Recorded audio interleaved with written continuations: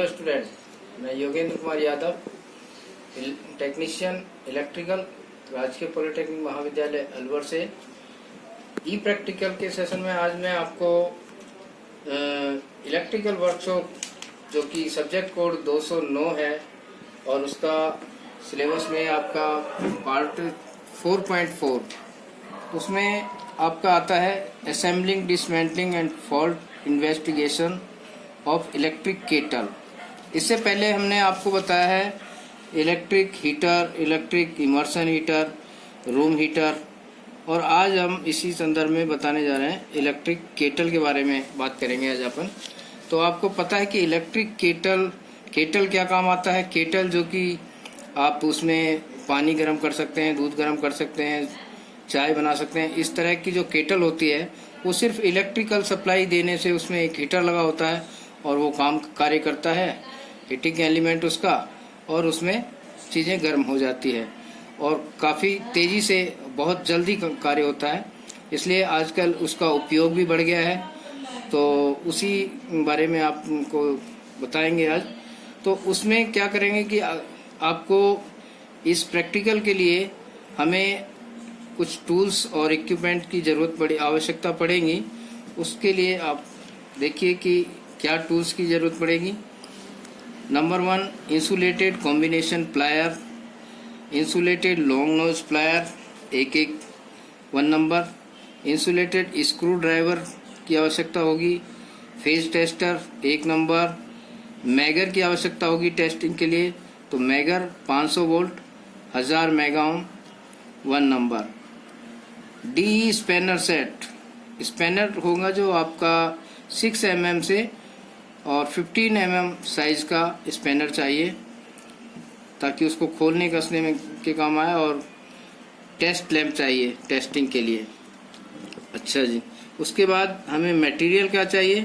Electric kettle जिसका कि हम टेस्ट करेंगे और उसके बारे में स्टडी करेंगे, उसका खोल के वापस असेंबल करेंगे। तो उसको हमें 500 वाट 240 वोल्ट का इलेक्ट्रिक केटल चाहिए। और उसी के साथ फाइबर वाशर चाहिए कुछ। जब खुलने के बाद उसमें वाशर जो पुराने रहेंगे उसको चेंज करना होगा, तो फाइबर वाशर। और एस्बेस्टस सीट चाहिए। एस्बेस्टस सीट उसके अंदर जो हीटिंग प्लेट के साथ लगी होती है ताकि उससे जो हीट है वो ऊपर जा सके, मतलब केटल के बर्तन की तरफ जा सके, अप साइड में, नीचे की साइड में नहीं आए हीट। इसलिए एस्बेस्टस सीट लगाते हैं। तो वो सीट चाहिए हमें अगर ख़राब हो जाती है तो। और mica insulated heating element for kettle के लिए, जो केटली में उपयोग में लेते हैं, उसका माइका इंसुलेटेड वाला हीटिंग एलिमेंट चाहिए। अच्छा, अब ये सब चीज़ें होने के बाद हम सबसे पहले उसको टेस्टिंग करेंगे कि आपका जो केटल है, केटल की टेस्टिंग की जाएगी। केटल किस प्रकार से होता है, क्या है, वो मैं अभी आपको ये दिखा देता हूँ। देखिए, ये स्टूडेंट्स, ये मेरे पास केटल का चित्र दिखाई दे रहा है आपका। ये इलेक्ट्रिक केटल है। इसमें यहाँ पर जो लीड आती है इसमें सप्लाई दी जाती है। तो इसके अंदर जो बेस देख रहे हैं, इस बेस में आपका हीटिंग एलिमेंट लगा होता है। वो हीटिंग एलिमेंट जैसा कि मैंने अभी बताया कि माइका इंसुलेटेड भी होता है, या फिर आपका इमर्सन रोड टाइप में भी हीटिंग एलिमेंट आ रहे हैं आजकल इलेक्ट्रिक केटल में। इमर्सन टाइप में इस तरह का होता है। आप ये देखिए कि ये जो इमर्सन रोड जब आपको पढ़ाई थी, तो इमर्सन का एलिमेंट जो हीटिंग एलिमेंट है वो जहाँ जिस तरह से उपयोग में लो, तो इस तरह के भी आ रहे हैं कि इमर्सन टाइप में। और अगर आपका हीटिंग एलिमेंट माइका शीट के ऊपर का है तो वो उस टाइप में लग जाएगा। तो अलग अलग प्रकार के आ रहे हैं। ये आपका हैंडल हो गया इसका, और ये इसका कवर है, और ये केटली का बर्तन है इसमें, और ये हीटिंग पार्ट है इसका। इसमें हीटिंग एलिमेंट लगा होता है। तो अब इसका टेस्टिंग करेंगे। सबसे पहले जब हम कार्य करेंगे तो इसकी टेस्टिंग करेंगे। तो टेस्टिंग में क्या क्या टेस्ट किया जाता है, तो आपको पहले भी बताया मैंने। कि टेस्टिंग के अंतर्गत फिक्स जो चीज़ें हैं इलेक्ट्रिक की, जो भी आपका मोटर हो, चाहे होम अप्लायंसेस, जो भी आपका डोमेस्टिक अप्लायंसेस हैं, तो उसमें सिंगल फेज का है तो सिंगल फेज के हिसाब से, और 3 फेज का है तो 3 फेज। तो टेस्टिंग सारे सब में वही होता है कि जो भी आपकी मोटर हो या हीटिंग एलिमेंट है, जैसा कि इसमें, तो हीटिंग में एलिमेंट का कंटिन्यूटी टेस्ट करेंगे।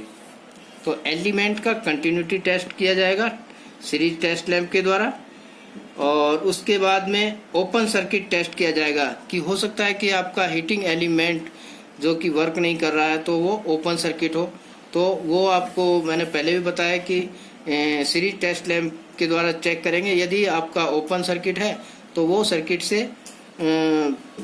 पूरा नहीं बन पाने के कारण लैंप आपका कार्य नहीं करेगा, लैंप नहीं जलेगा, तो इसका मतलब ओपन सर्किट फॉल्ट होता है। और शॉर्ट सर्किट फॉल्ट, यदि आपका test lamp series test lamp से अगर एलिमेंट चेक कर रहे हैं और वो बिल्कुल तेज लैंप जल रहा है, फुल वोल्टेज उसको मिल रही है, तो वो शॉर्ट सर्किट हो सकता है। तो उसको चेक किया जाएगा कि शॉर्ट सर्किट किस वजह से है। यदि शॉर्ट सर्किट है या ओपन सर्किट है तो उसको रिप्लेस किया जाता है। और तीसरा टेस्ट है अर्थ टेस्ट, अर्थ फॉल्ट टेस्ट, जो कि एक बॉडी और एलिमेंट के टर्मिनल पर लगाएंगे। तो एक एलिमेंट के टर्मिनल और बॉडी के साथ टेस्ट किया जाएगा। तो यदि आपका एलिमेंट के टर्मिनल और बॉडी से लैंप जलता है तो आपका यानी कि अर्थ फॉल्ट है, बॉडी से टच है आपका एलिमेंट या आपका जो टर्मिनल के वायर्स वगैरह, तो वो अर्थ फॉल्ट कहलाएगा। तो ऐसे ही कंडीशन में भी उसको खोल के और उस फॉल्ट को देखा जाता है। यदि आपका एलिमेंट ही टच है और इस वजह से तो एलिमेंट चेंज किया जाएगा, या फिर आपका कोई वायर टच है तो उसको ठीक कर दिया जाता है।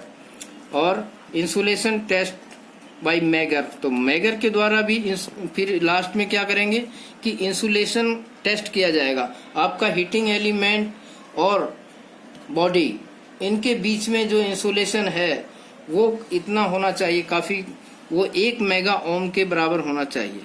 उसका जो इंसुलेशन रेजिस्टेंस है वो आपका 1 मेगा ओम होना चाहिए। यदि ये है तो ठीक है। और इफ वोल्टेज देन, अब इसके बाद में इसको जब टेस्ट कर लेते हैं और यदि कोई फॉल्ट है तो इसको खोल के और फिर वापस कसना भी है। इसके पार्ट्स के बारे में बता देता हूँ कि इसको खोलेंगे तो इसके ये पार्ट्स दिखाई देते हैं। ये देखिए कि ये आपकी ये फॉल्ट दिखाई दे रहे हैं आपको। इसके पार्ट्स मैं बता देता हूँ। ये आपका इलेक्ट्रिक केटल ये आपको दिखाई दे रहा है। इसके बाद में ये अपन ने इसको खोल के पार्ट्स दिखाए गए हैं। तो ये देखिए कि ये कब इसका ढक्कन है, ऊपरी ढक्कन लिखा हुआ है, तो ये केटली का ऊपर का पार्ट है, इसका ढक्कन है। और इसके बाद में इसकी ये कैप के बाद ये इसका हैंडल है, इसको हैंडल बोलेंगे। और ये इस केटल का बर्तन है, तो ये केतली की बॉडी हो गई। और ये सेंट्रल नट लगा, बोल्ट लगा होता है, ताकि ये जो हीटिंग एलिमेंट, माइका इंसुलेशन में दबा हीटिंग एलिमेंट, तो माइका के अंदर ये माइका शीट के ऊपर हीटिंग एलिमेंट लगा हुआ है। ये 2 टर्मिनल निकले हुए हैं एलिमेंट के, पीतल के टर्मिनल जो पत्ती नुमा होता है वो निकले होते हैं। इसमें आपका स्क्रू के द्वारा वायर कनेक्ट किया जाता है सप्लाई का। तो ये इसमें जो देख रहे हैं कि ये होल है, और इस बोल्ट के अंदर इसमें कस के, और इसके बाद में एस्बेस्टस की सीट लगाई जाती है। ये एस्बेस्टस की सीट है। सबसे पहले इस बेस पे लगेगा माइका का insulation heating element. Heating element direct इस केतली के बॉडी के टच में रहेगा, और माइका का इंसुलेशन रहता है ये। उसके बाद में आपका एस्बेस्टस सीट लगती है, ताकि हीट को ये नीचे नहीं दे के ऊपर बॉडी में दे सके, इसमें हीट आ जाएगी। एस्बेस्टस का उपयोग इसलिए किया जाता है कि एस्बेस्टस हीट रेजिस्टेंस होता है, हीट को अपने अंदर से गुजरने नहीं देता, और इंसुलेशन का भी काम करता है। विद्युत का कुचालक होता है और ऊष्मा का भी कुचालक होता है। और ये माइका की जो विशेषता है, वो माइका ऐसा चीज है कि विद्युत का कुचालक भी है और ऊष्मा का सुचालक है, ताकि इसमें से ऊष्मा निकल जाती है और इंसुलेशन का काम भी करता है। और ये इसमें एक विशेषता और है कि कितनी भी हीट हो जाए ये जलता नहीं है। इसी प्रकार से एस्बेस्टस भी हीट से गर्मी से इसको कोई फर्क नहीं पड़ता, ये जलता नहीं है। तो हीट रेजिस्टेंस है इसके काफ़ी। और इसके बाद में सॉल्ट प्लेट लगाई जाती है। एस्बेस्टस शीट के बाद में नीचे एक प्लेट लगती है लोहे की, गोल उसी आकार की, वो सॉल्ट प्लेट कहलाती है।